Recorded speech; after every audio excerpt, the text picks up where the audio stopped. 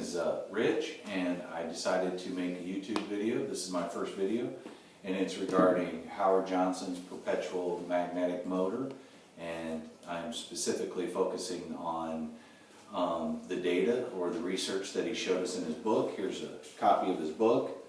I'm looking for the magnet that he showed us, he showed us what a magnet looks like, he showed us the vortices, and then he showed us the corner to corner. He showed us an image where if you were to take away, if you were to follow the lines of force, and you were either to shield or grind or omit parts of that magnet, that you would have a magnet that would be purposeful or used for work. And that is this diagonal. It's where the dominant vortice of, say, north is diagonal kitty corner to the south pole, and it is the dominant also vortice. Well, I decided after I've been doing this a long time, here's a device that I use, just an apparatus that essentially has a rotor and a stator.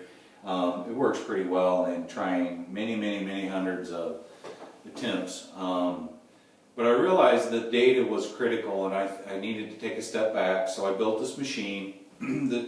Well, the first thing I did is I purchased a top of the line, or a really good gauss meter, DC AC gauss meter, made by this company, Integrity Design and Research, Dr. Saba, and he was a real pleasure to work with. This is my second meter. So I interface that with my computer, and I interface it with this device.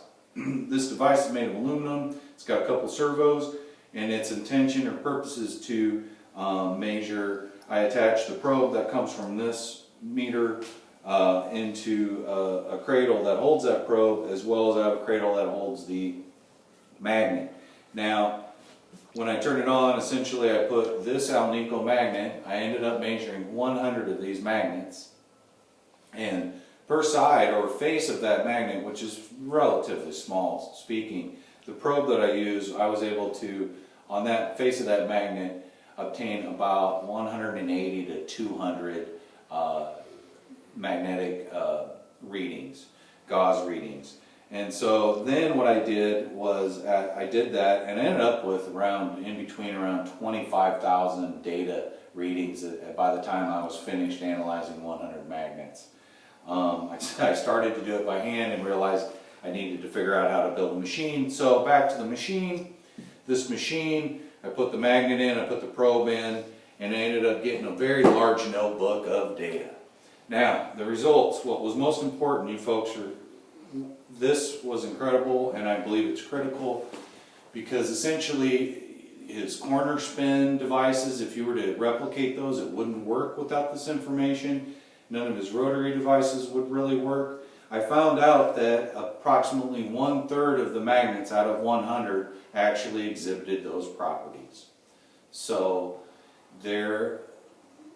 essentially you're either going to have a dominant north and a dominant south that are lined up vertically, or, well, it can on be one side of the magnet or on the other, and then the other third was the diagonal.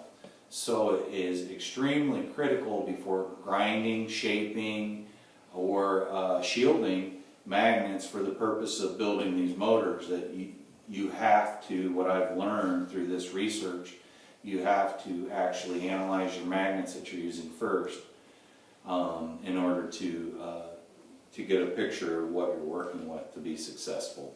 So I certainly hope this helps. Everybody have a great day. Thanks.